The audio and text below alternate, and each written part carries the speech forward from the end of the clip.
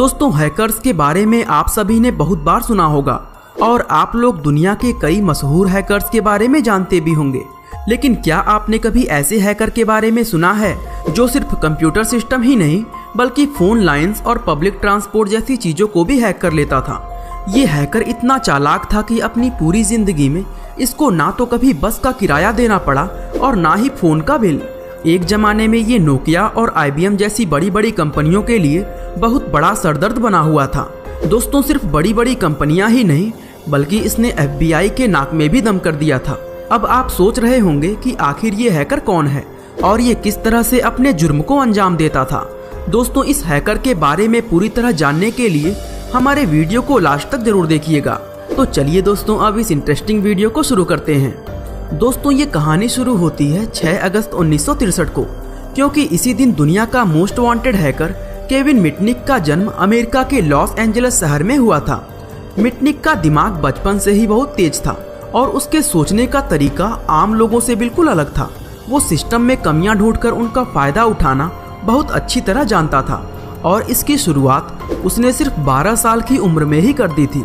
दरअसल सन 1975 में Los Angeles शहर के अंदर बसों में पंच कार्ड सिस्टम का इस्तेमाल किया जाता था। इसका मतलब ये था कि जब भी कोई व्यक्ति बस में सफर करता है तो कंडक्टर उसको टिकट देते समय उसमें एक छोटे आकार का छेद बना देता था ताकि कोई भी व्यक्ति नकली टिकट बनाकर सफर ना कर सके। अब चूंकि मिटनिक का दिमाग बेहद तेज चलता था इसलिए उसने इस सिस्टम के अंदर एक कमी ढूंढ ली। दोस्तों वो कमी ये थी कि कंडक्टर हर बार टिकट में एक ही आकार का छेद बनाता था। इसलिए मिटनिक को ये समझने में देरी नहीं लगी कि उसको इस सिस्टम को हैक करने के लिए सिर्फ एक पंच होल बनाने वाली मशीन की जरूरत है। और इसके लिए मिटनिक ने बस ड्राइवर से बात करते हुए कहा कि उसको अपने स्कूल प्रोजेक्ट के लिए ये पंच होल बनाने वाली मशीन चाहिए। ड्राइवर ने भी स्कूल प्रोजेक्ट का सोचते हुए मिटनिक को बता दिया कि वो इस होल पंचर को कहां से खरीद सकता है। दोस्तों उसके बाद क्या ही कहना, जहां एक तरफ उसके सभी दोस्त स्कूल जाते समय बस का टिकट लेते थे, वहीं मिटनिक सिर्फ 12 साल की उम्र में मुफ्त में बस यात्रा करता था। दोस्तों मिटनिक के इस तरीके को सोशल इंजीनियरिंग का नाम दिया गया था। लॉस एंजलिस के ट्रांजिट सिस्टम को हैक करने के बाद मिटनिक एक नए तरह की सोशल हैकिंग करने में जुट गया जिसको फोन फ्रीकिंग कहा जाता था। दरअसल उस जमाने में इंटरनेट का चलन बिल्कुल नहीं था, क्योंकि वो समय इंटरनेट के शुरुआत का समय था। ऐसे में टेलीफोन ही एक ऐसी टेक्नोलॉजी थी जिसको हैक किया जाता था। दोस्तों फोन फ्रीकिंग करने का मेन पर्पस बिना कोई पैसा खर्चा किए मुफ्त में कॉल करना होता था। लेकिन दोस्तों मिटनिक इसको भी एक कदम और आगे ले गया, क्योंकि मुफ्त के कॉलिंग के अलावा वह किसी भी व्यक्ति का फोन नंबर ढूंढने, अपना नंबर छिपाने और अपने इनकमिंग कॉल्स का बिल किसी दूसरे फोन नंबर्स पर डालने में माहिर था। क्योंकि मिटनिक की उम्र काफी कम थी इसलिए उसे इस बात का कोई अंदाजा नहीं था कि वो ये सब करके कानून का उल्लंघन कर रहा है। दोस्तों वो किसी लालच में नहीं बल्कि मजे के लिए इस तरह के काम को करता था। एक बार मिटनिक ने अपने दोस्त लुइस के साथ मिलकर मैकडॉनल्ड्स का ड्राइव थ्रू स्पीकर हैक किया था, जिसकी मदद से वो अपनी कार में बैठे बैठे ही मैकडॉनल्ड्स पर खड़े वाहनों को किसी भी प्रकार के संदेश दे सकता था। उसने इस काम के लिए मॉडिफाइड 2-वे रेडियो इस्तेमाल किया था और इस बार भी ये उसने सिर्फ मजा लेने के लिए ही किया था। दोस्तों यहाँ तक आपको ये तो समझ आ ही गया होगा कि मिटनिक एक बेहद तेज दिमाग वाला हैकर था जो अपना मतलब निकालने के लिए सिस्टम को मैनिपुलेट करना अच्छी तरह से जानता था। लेकिन सवाल ये उठता है कि आखिर इसने ये सब करना कहाँ से सीखा था। दोस्तों इसका जवाब पाने के लिए हमें वापस मिटनिक के स्कूल के समय में जाना पड़ेगा। दरअसल जेम्स मुनरो हाई स्कूल में मिटनिक को रेडियो ऑपरेटर बना दिया गया था। चूँकि मिटनिक का दिमाग बहुत तेज था इसलिए रेडियो रूम के अंदर उसको ये समझने में देरी नहीं लगी कि इलेक्ट्रॉनिक वेवलेंथ और सिग्नल किस तरह काम करते हैं। इसके अलावा उसको कंप्यूटर सिस्टम और सॉफ्टवेयर के बारे में भी सीखने को मिला, जो कि उस जमाने में बहुत कम लोगों को इसकी जानकारी होती थी।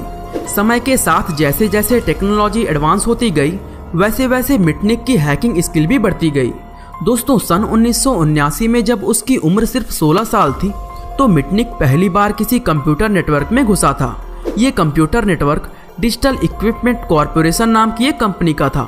मिटनिक ने इस कंपनी के सिस्टम में गलत तरीके से घुसकर इनके सॉफ्टवेयर को हैक कर लिया था।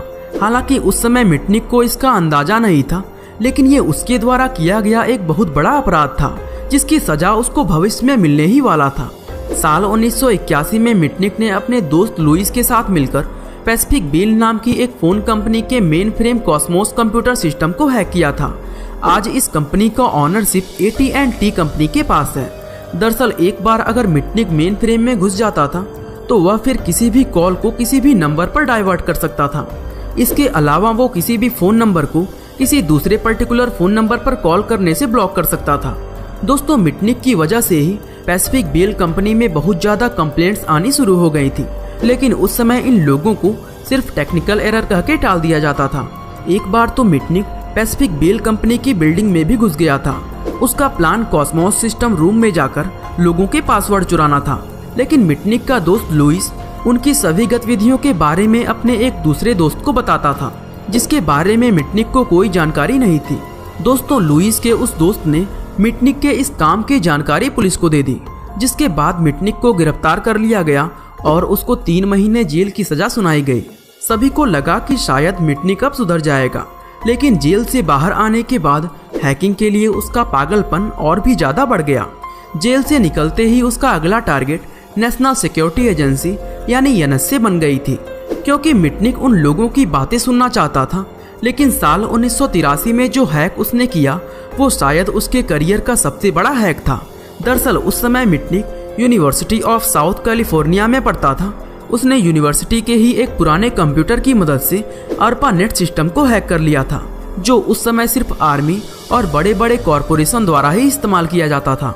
इसके बाद साल 1987 में मिटनिक ने अपने एक दोस्त लेनी डचिचियो के साथ मिलकर डिजिटल इक्विपमेंट्स कॉरपोरेशन कंपनी की इंटरनल नेटवर्क्स को हैक किया था। वैसे दोस्तों, ये हैक मिटनिक के लिए ज़्यादा मुश्किल नहीं था, क्योंकि लेनी डचिचियो इसी कंपनी में काम करता था और उसके पास वो सारी इन्फॉर्मेशन थी जो मिटनिक को हैक करने के लिए चाहिए थी। वैसे तो मिटनिक हमेशा अपने मज़े और मौज मस्ती के लिए हैक करता था, लेकिन दोस्तों इस बार उसके पास एक टास्क था। उसको VMS नाम के एक ऑपरेटिंग सिस्टम के सोर्स कोड को सीज करना था। हालांकि उसका मिशन तो कामयाब हो गया, लेकिन दोस्तों इस बार भी उसको पुलिस के द्वारा गिरफ्तार कर लिया गया, क्योंकि इस बार लेनी डचेचियो ने FBI के साथ मिलकर अपने दोस्त मिटनिक को धोखा दिया था। इस जुर्म के लिए मिटनिक को 2 साल की जेल और 6 महीने सुधार घर में बिताने की सजा दी गई। लेकिन दोस्तों सबसे अजीब बात यह है कि मिटनिक यहाँ भी नहीं रुका।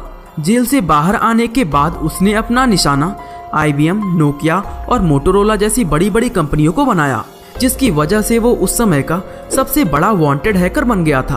और यहीं से उसके और FBI के बीच एक चूहे बिल्ली का खेल शुरू हुआ। FBI बार बार उसको गिरफ्तार करती और वो हर बार छूटने के बाद फिर किसी सिस्टम को हैक कर लेता। कई साल FBI से छिपने और उन्हें बेवकूफ़ बनाने के बाद आखिरकार 1995 में जब उसको गिरफ्तार किया गया तो उस पर सरकारी कंप्यूटर सिस्टम को हैक करने, उसको नुकसान पहुंचाने और गुप्त डेटा चुराने जैसे लगभग 30 गंभीर आरोप लगाए गए, जिसके लिए मिटनिक को 5 साल की सजा सुनाई गई और 21 जनवरी सन 2000 को उसको जेल से रिहा किया गया। वैसे जेल से बाहर आने के बाद मिटनिक वापस से हैकिंग के काम को शुरू कर सकता था, लेकिन इस बार उसने अपने टैलेंट का सही इस्तेमाल करने का निर्णय लिया और वो FBI के साथ मिलकर काम करने लगा। क्योंकि मिटनिक ने कभी पैसों के लालच में हैकिंग नहीं की थी और ना ही कभी किसी व्यक्ति या कंपनी का कोई बड़ा नुकसान किया था, इसलिए FBI ने भी उस पर भरोसा जताया। आज मिटनिक एक सिक्योरिटी कंसल्टेंट, पब्लिक स्पीकर और एक लेखक होने के साथ ही अपनी खुद की कंपनी मिटनिक सिक्योरिटी कंसल्टिंग भी चलाते हैं। दोस्तों, क्या आप दुनिया के सबसे खतरनाक इंटरनेट अटैक के बारे में जानते हैं?